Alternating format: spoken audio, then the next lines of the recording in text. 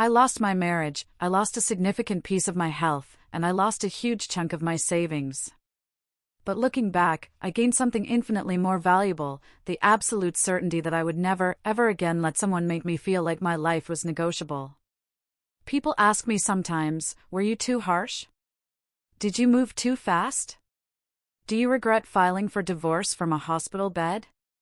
And my answer is always the same.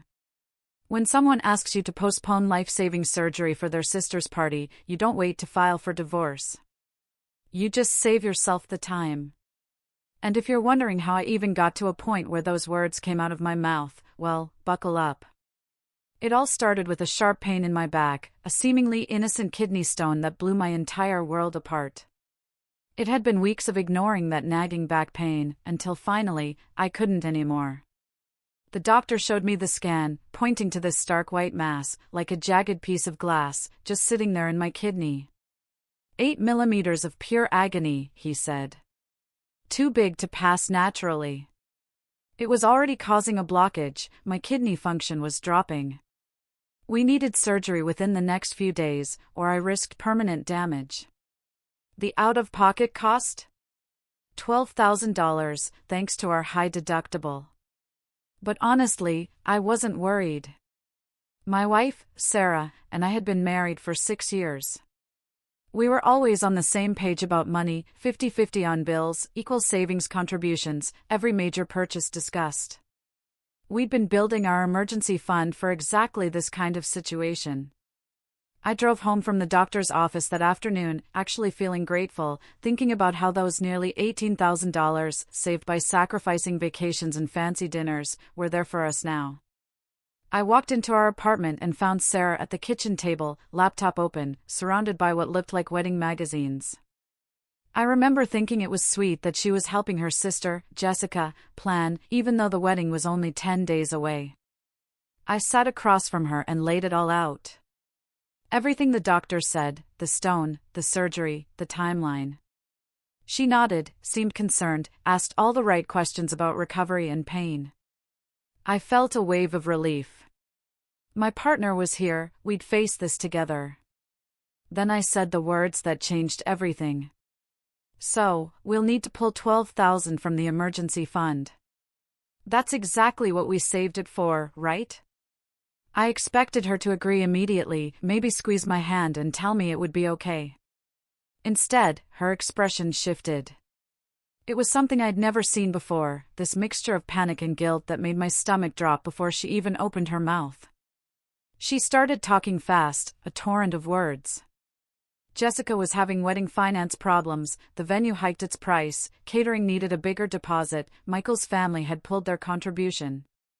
Sarah said Jessica had come to her crying 3 weeks ago, heartbroken, facing a cancelled dream wedding. My wife told me she'd made a decision in that moment to help her baby sister, that family was supposed to support each other, and she'd transferred $14,000 to Jessica's account as a loan, to be paid back in 6 months. I just sat there, processing. Sarah kept talking, her voice growing defensive. It wasn't a gift, it was a temporary loan. Jessica and Michael both signed a promissory note. She'd been meaning to tell me, but the timing never felt right. I just looked at her. Why would you make a $14,000 decision without consulting me? It's our shared money, our shared safety net. She said she knew I'd overthink it, try to talk her out of it. The argument that followed lasted 3 hours and covered every room in our apartment. I tried to explain this wasn't about Jessica or her wedding, it was about unilateral financial decisions that affected both of us, about taking money specifically designated for emergencies like the one I was currently facing. Sarah kept circling back. Jessica would pay us back with interest. The wedding was a once-in-a-lifetime event. My surgery could wait 1 more week until she could pull money from other sources. She actually said, "It's not like you're dying. It's just a kidney stone. People deal with those all the time." I reminded her the doctor specifically said delay was dangerous, that I was already running a low-grade fever which could indicate early infection, that kidney damage was permanent. She rolled her eyes. Said I was being dramatic. Everyone exaggerates medical issues. Her uncle just drank lemon water for his. I pulled up the medical papers, showed her where the urologist had written in capital letters, surgical intervention was urgent, where he'd highlighted kidney function decline and risk of sepsis. Sarah barely glanced at them. Jessica's wedding is in 10 days. Asking you to postpone surgery by 1 week won't kill you. You can wait. It's her special day. The way she said it, with that finality, like my health was somehow negotiable against her sister's party, made something crack inside me. I moved to the guest bedroom that night. I couldn't stand to be in the same room. Over the next 2 days, my condition worsened, and I was stuck in this nightmare where I needed surgery I couldn't afford because my wife had, well, she'd stolen our emergency fund. Yes, I started thinking of it as theft, even though legally it probably wasn't since we had a joint account. The pain intensified, from a dull ache to sharp stabbing sensations that took my breath away. My fever climbed. Sarah noticed I was declining but kept minimizing it, bringing me Tylenol, saying I'd feel better soon, mentioning every few hours that Jessica's rehearsal dinner was coming up and she needed to focus on helping with final preparations. On the third morning after my diagnosis, I woke up feeling like I was burning from the inside out. I stumbled to the bathroom. My urine was pink and cloudy. I took my temperature. 103.2 degrees. I knew what this meant because the doctor had explained it. Fever plus urinary symptoms plus a blocked kidney equaled infection. Infection in a blocked urinary system could progress to sepsis within hours. Sepsis could kill you faster than most people realized. I texted my brother, Mark, to let him know what was happening. Then I called an Uber to the emergency room. Sarah had already left to help Jessica with dress alterations. I wasn't waiting for her to come back. The emergency room doctor took one look at my chart and rapid test results. He immediately started 4 antibiotics, explaining I was in early-stage sepsis and needed emergency surgery right now. Not tomorrow. Not in a few hours. As soon as they could get an operating room ready. They admitted me directly to the ICU. I remember lying there with multiple 4 lines. Running into my arms, watching monitors beep and flash while nurses rushed around. I texted Sarah to let her know. She responded 3 hours later, saying she'd come by after the rehearsal dinner, that Jessica really needed her support right now, that I was in good hands with the doctors. I didn't respond. I was being prepped for surgery, and also, I just realized something that should have been obvious days ago. My wife had chosen her sister's wedding over my life. She'd let me deteriorate to the point of organ failure because she didn't want to admit she'd made a catastrophic financial decision. She prioritized flower arrangements and seating charts over my kidney function. They wheeled me toward the operating room around 8 p.m. I remember thinking Sarah was probably at some nice restaurant right then, toasting Jessica and Michael while I went under anesthesia, not knowing if my kidney could be saved, or if the infection had already spread too far. The last thing I heard before the anesthesia kicked in was a nurse saying my wife had called to check on me. And I felt nothing about that information. Just this cold, empty space where my feelings for Sarah used to be. While she was getting ready for her sister's rehearsal dinner, picking out her outfit and curling her hair, I was in the ICU, fighting an infection that could have been prevented if she'd just been honest about the money 3 weeks earlier. I woke up 3 days after the surgery with tubes coming out of places I didn't know could have tubes, and a pain in my side that felt like someone had taken a baseball bat to my ribs. The nurse explained the operation took longer than expected because the infection had spread further than initial scans showed. They'd managed to save my kidney, but the damage was significant. I'd been unconscious for most of the past 72 hours while my body fought off the sepsis. She said I was lucky to be alive. That phrase kept echoing in my head. I'd been hours away from complete organ failure. When I finally managed to focus my eyes, I saw my brother Mark slumped in the chair next to my bed, looking like he hadn't slept in days. He told me he'd driven 6 hours that first night after getting my text from the emergency room, and he'd been camping out at the hospital ever since. Mark said Sarah had shown up once on the second day while I was still unconscious. Stayed for maybe 20 minutes, spent most of that time on her phone, texting about wedding details. He wanted to throw her out, but didn't want to cause a scene in the ICU. She'd left some gas station flowers on the side table, the cheap wrapped bouquets they sell next to lottery tickets, and promised to come back soon. The hospital billing department came by that afternoon. My total costs were running around $18,000. Emergency surgery and an ICU stay weren't covered the same way as scheduled procedures. I had insurance, but the combination of out-of-network emergency doctors and extended intensive care meant my out-of-pocket maximum was getting demolished. I'd be paying this off for years. I kept thinking about how we'd had $18,000 in savings 3 weeks ago. How that money could have covered the original planned surgery with room to spare. How instead, I was lying here with permanent kidney damage and a massive medical bill because my wife had decided her sister's party was more important. Sarah finally showed up later that same day, wearing a sundress I recognized as new, probably bought for one of the wedding events.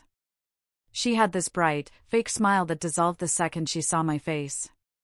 She tried to act concerned, asking about my pain levels, if the hospital food was okay. But there was this distracted quality to everything she said, like she was running through a script. Then she hit me with the line that made me realize our marriage was completely over. "I'm so glad you're doing better, but did you really need to have the surgery right then? I mean, the wedding is in 3 days and I've barely been able to help Jessica." She said it like I'd deliberately chosen the most inconvenient time to nearly die, like my sepsis was a scheduling conflict. We could have worked around it with better planning. I asked her if she understood that I'd nearly died. That sepsis kills people. That the doctors told me another 6 hours and I might not have made it. Sarah waved her hand dismissively. Doctors always exaggerate to cover themselves legally. Obviously, I'd been fine since I was sitting here talking to her. She actually used the word inconvenient to describe my emergency surgery.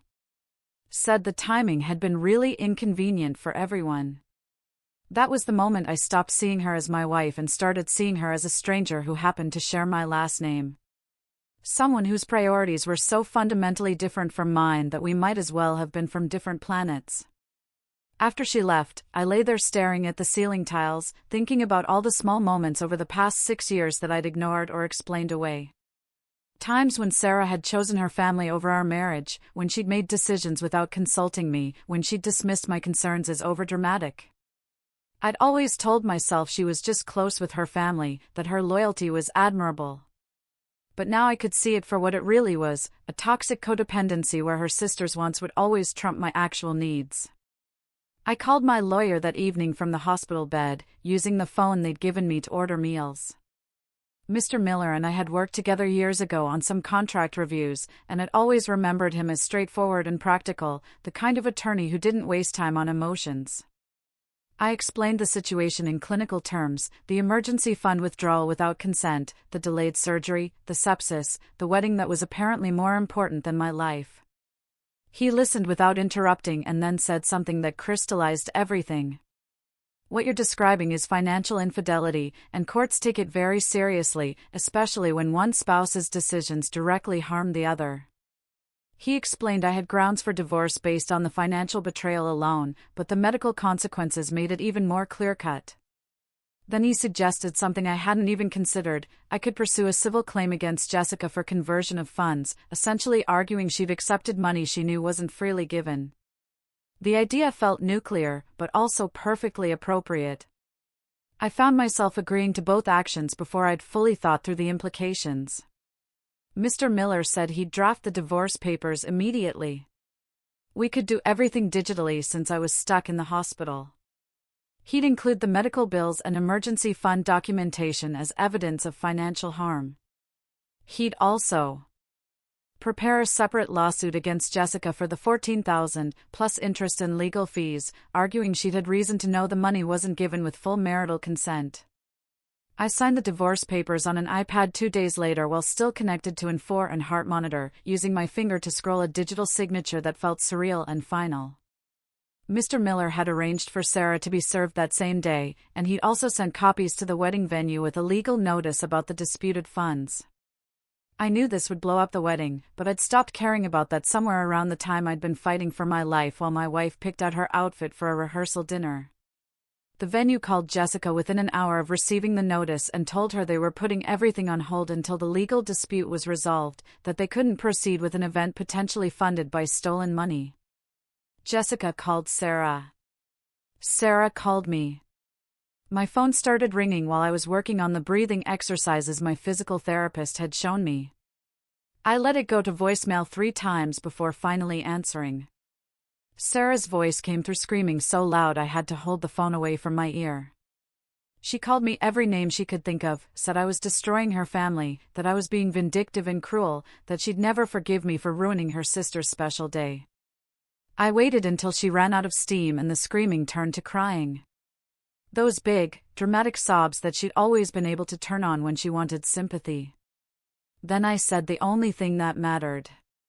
You asked me to wait for my surgery so your sister could have her wedding. You let me get to the point where I almost died. And now you're upset that I'm not waiting to file for divorce? The line went quiet except for her breathing. Then she tried a different approach, her voice going soft and pleading, begging me to hold off just 1 more week so Jessica could have her day, and then we could deal with our problems. I told her the wedding was cancelled and hung up while she was mid-sentence. The nurses told me later that afternoon that my vitals had improved significantly after that phone call. My blood pressure had dropped to normal levels for the first time since I'd been admitted. I realized that ending my marriage was apparently better for my health than staying in it had ever been. The wedding got officially cancelled that evening. I heard through Mark that Jessica's fiancé, Michael, had called everything off, not just the ceremony, but the entire relationship. After finding out that his bride-to-be had accepted $14,000 from her sister without questioning whether it was really okay. Apparently, Michael had asked Jessica point-blank if she'd known the money came from our emergency fund without my permission. When she'd hesitated before answering, he'd realized she'd had doubts but had taken it anyway. He told her that anyone willing to take money from a sick person for a party wasn't someone he wanted to build a life with, and he'd walked out of their apartment that same night. Sarah called me 6 more times over the next 2 days.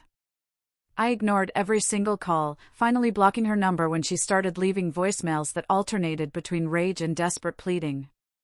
Her mother, Carol, tried calling too, leaving me a message about how I was tearing the family apart, and how could I be so heartless toward Jessica, who'd done nothing wrong. I deleted it without listening to the whole thing. I was done explaining myself to people who thought a wedding was more important than someone's life.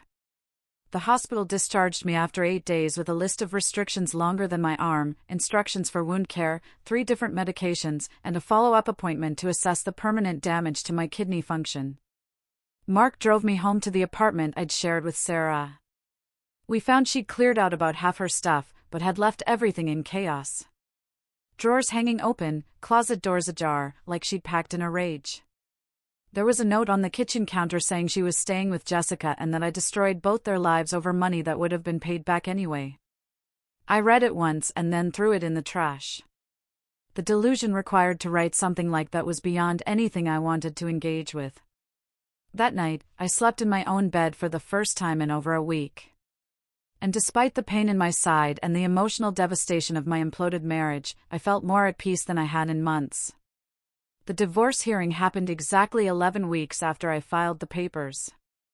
It felt both impossibly long and shockingly fast, depending on which moment I was living in.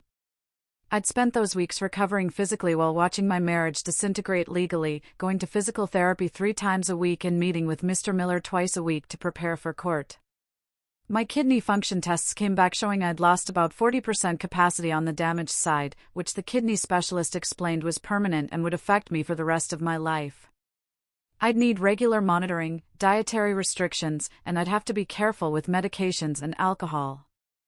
All because Sarah had prioritized a party over my health. The lawsuit against Jessica was scheduled for the week after the divorce hearing. Mr. Miller explained we were pursuing it separately to avoid complicating the divorce proceedings, that keeping them distinct would actually strengthen both cases. Sarah had hired a lawyer who was apparently coaching her to play the victim. I'd heard through Mark that she was planning to paint me as controlling and vindictive, someone who'd weaponized the legal system to punish her family.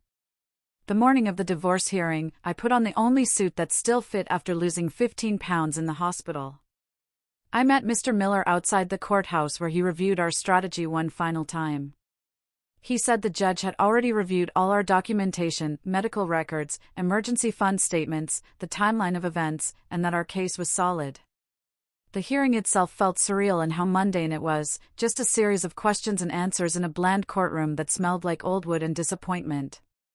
Sarah sat on the opposite side with her attorney, wearing a conservative dress and minimal makeup, clearly styled to look sympathetic and wronged. Her lawyer tried to argue that the emergency fund was marital property she had equal right to access, that loans between family members were normal, and that my medical emergency had been unpredictable, so Sarah couldn't have known I'd need the money. Mr. Miller calmly dismantled each argument. He walked through the timeline, pointing out Sarah had taken the money 3 weeks before my diagnosis, that she'd hidden the withdrawal, and most importantly, that she'd refused to return it even after learning I needed emergency surgery. He presented the text messages where I'd explained the medical urgency and Sarah had responded that I was being dramatic, the voicemails where she'd said the wedding was more important, and the hospital records showing I'd nearly died from a preventable complication. The judge was a woman in her 60s who'd spent the entire hearing taking notes with an expression that gave nothing away. But when she finally spoke, her tone was ice cold. She said that while marital assets were normally divided equally, this case involved financial decisions that had directly endangered my health and life, that Sarah's actions constituted a breach of fiduciary duty to the marriage. The ruling came down harder than I'd expected. Sarah was responsible for 60% of my medical bills, which came to about $11,000 in installments, no spousal support despite her request for it, and she had to immediately repay $7,000 from her share of our remaining marital assets. Her lawyer tried to argue the penalties were excessive, but the judge cut her off. She said that someone who chose a party over their spouse's life-saving surgery shouldn't expect the court's sympathy. Sarah's face went white when she heard the ruling. I watched her whisper something angry to her lawyer, but I felt nothing except the tired sense of relief that it was finally over. The lawsuit against Jessica the following week was shorter, but somehow more bitter, because Jessica actually showed up to defend herself. She sat in the courtroom with her mother, Carol, who kept glaring at me like I'd personally destroyed their family. Jessica's attorney argued she'd received the money as a gift, that she'd had no knowledge of my medical situation, and that family loans didn't require the same formal consent as business transactions. Mr. Miller presented the timeline showing that Jessica's wedding planning had accelerated right around when Sarah withdrew the money. Text messages between the sisters discussing how I'd probably be upset but would get over it. And most damaging, a voicemail Jessica had left Sarah 2 days before my surgery, asking if I'd really agreed to the loan because Michael was getting suspicious. That voicemail destroyed Jessica's entire defense because it proved she'd known there was a problem with the money's origin, but had chosen to keep it anyway. The judge ruled that Jessica had to repay the full $14,000 plus 18 months of interest. Since she couldn't pay it as a lump sum, her wages would be garnished at $400 per month until the debt was satisfied. Jessica started crying when she heard the payment plan, and her mother actually stood up and shouted that I was ruining a young woman's life over money, that I should be ashamed of myself for being so petty. The bailiff had to escort them out. I sat there feeling simultaneously vindicated and exhausted by the whole spectacle. In the weeks after both court cases, I learned through various sources how thoroughly everything had collapsed for Sarah and Jessica. The wedding had obviously never been rescheduled, and Michael had gotten engaged to someone else within 10 months, apparently, someone he'd known from work, who he'd gotten close to after the breakup. Jessica had to take on 2 jobs to cover the garnishment payments and her share of the apartment she now shared with Sarah, since neither of them could afford to live alone after Jessica lost her event planning position when word got around about the lawsuit. Sarah was working at a call center and sleeping on an air mattress in the living room of their 1-bedroom apartment, paying off her portion of my medical bills in installments that would take her roughly 4.5 years to complete. Her mother, Carol, had stopped trying to contact me entirely and was telling everyone who'd listen that I destroyed her daughters over a medical issue that wasn't even that serious, conveniently forgetting the sepsis and organ damage. Mark told me that Sarah had tried to reach out to some of our mutual friends to get them on her side, but most people had heard the full story by then and weren't interested in maintaining friendships with someone who'd let their spouse nearly die for a wedding. I adopted a cat about 6 months after the divorce was finalized, an orange tabby from the shelter, who I named Kidney. It was a dark joke that made my therapist shake her head. The cat didn't care about my medical history or my failed marriage. He just wanted food and lap time. And there was something deeply healing about having a living thing in my apartment who needed me without any complicated emotional baggage. I was still dealing with the physical aftermath of everything. The reduced kidney function meant I got tired more easily and had to watch my protein intake, and I had regular appointments to monitor for any further deterioration. The kidney specialist said I'd probably be fine for decades if I took care of myself, but that I needed to be careful, and that any future kidney problems would be more serious because I was already starting from a compromised position. The financial recovery took longer than the physical or emotional. Between the medical bills and legal fees, I'd spent close to $30,000 total. And even with Sarah's court-ordered payments, I was still paying off credit cards and payment plans. But I managed to put a down payment on a small house with my share of the divorce settlement. Nothing fancy, but it was mine. And every time I made a mortgage payment, I felt grateful that I'd gotten out before Sarah could make any more unilateral decisions with our money. Sometimes late at night, I'd think about that moment in the hospital when I realized my marriage was over. Lying there with 4 lines and surgical drains while my wife complained about wedding logistics. And I'd feel this strange mixture of grief and relief. I'd lost my marriage, my health, and a significant chunk of my savings. But I'd gained something more valuable, which was the absolute certainty that I'd never again let someone make me feel like my life was negotiable. What do you think about this story? Would you have been able to forgive her?